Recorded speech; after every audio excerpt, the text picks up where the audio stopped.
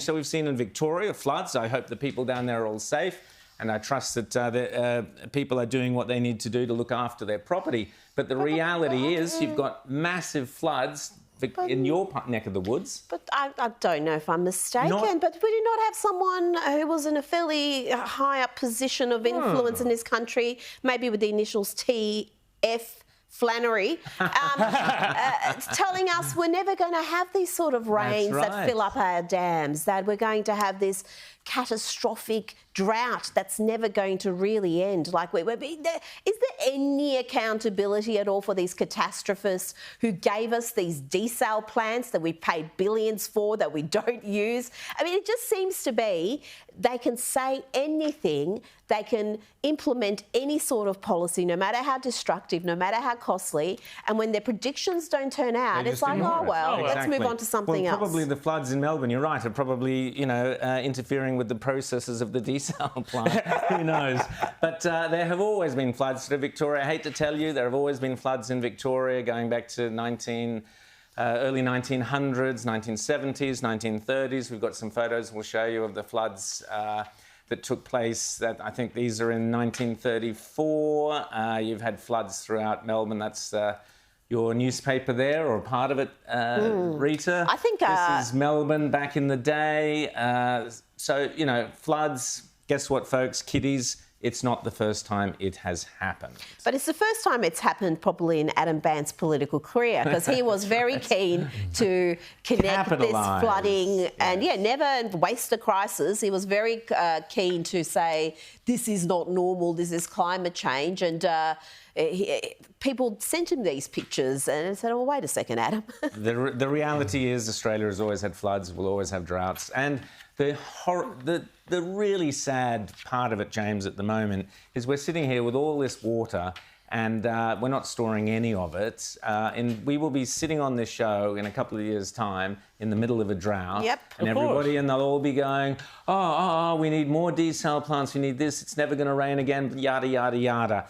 There is no long-term thinking in this country, James. And yet at the same time, what do we keep doing? Well, we keep bringing more and more people in. Yes. So the other thing, too, is that, they're going to say, we keep, running down the dams even further and further every time, there's a drought. They're going to say, that's climate change. No, it's because you just added, 200,000 more people every single year to the population, which is what the business lobby and everybody else wants.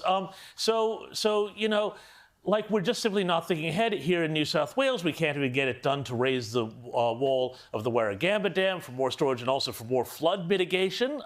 And yet, here we are. Yeah, but that's the Greens again. This is the Greens who have run so many of these bureaucracies, run a lot of the local councils, and they are dead set opposed to dams. They think dams are destructive, destroy the environment, and yet we have periods of drought where we have got, in a first world nation, people can't water their garden. And yet, it's a have to have a 5-minute shower. But, the methane thing, the dams thing, all of this is a war on primary producers. Yes, it is, 100%. And this is a big thing that we're seeing around the world. We're seeing this in New Zealand. We're seeing this in the Netherlands. We've had Ralph Scholhammer on. We're seeing this around the world. And, a lot of it is, I think, that these Greens who make these policies are inner city types who, go and they buy the expensive organic food and they have no sort of connection to how, A, most people budget, and B, how the food is actually made. There have been many, many cases here in New South Wales where farmers have been wanting to build just small dams on their property to store water so that the next time the drought comes, their cattle can drink, they can have, water, and yet they encounter obstacle after obstacle after obstacle, and that's with a supposedly conservative government in New South Wales. And this is really important, James. You raised this, and we should do a lot more on this, but the war on farmers, the war on the individual farmer, the mum and dad, landowners out there who've got a holding and want to either have crops or cattle or whatever. There is a war. It has been directed against you. We're seeing it around the world. Where are the Nationals on this? We'll be speaking shortly to Matt Canavan. We might ask him about this. But the reality is, red tape, green tape, these methane might be a pledge to have a target or whatever for methane.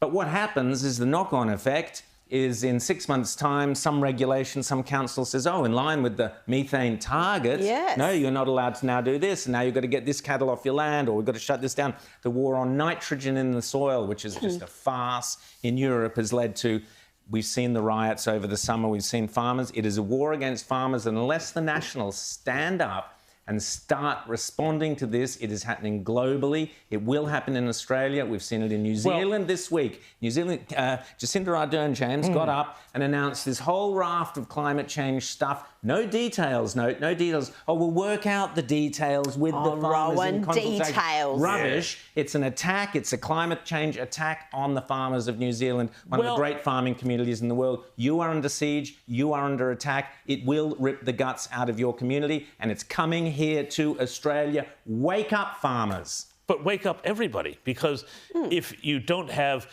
farmers, you don't have cheap, available, good and food, you and end it up is a with war. bugs on your and Big it is Mac. A war. It's actually Let's do it again. 2 all-dog patties. That's where this ends up. No, but it is a war against, middle-class prosperity. Yes, it is going to make people spend a much greater proportion of their budget on food, and it is going to lead to more dependence. It's going to lead to more government subsidies. You talk about the bugs, but it's also going to be about, making more and more people dependent and unable to feed themselves. And steak will become exclusively for the very, very wealthy. You watch. These green policies, they were implemented wholeheartedly across a wide range of sectors in Sri Lanka. Guess what happened? People were deprived of food. The farmers could not grow enough to feed their people, so there was an uprising. They went to the president's palace, the prime minister's palace. They had an uprising born out of the impact of these policies. That's an extreme example, but that's what can happen. But Sri Lanka is one of their big commodities is tea, so suddenly, you're not able to grow enough of this to export, then suddenly your economy collapses. Exactly. Yeah.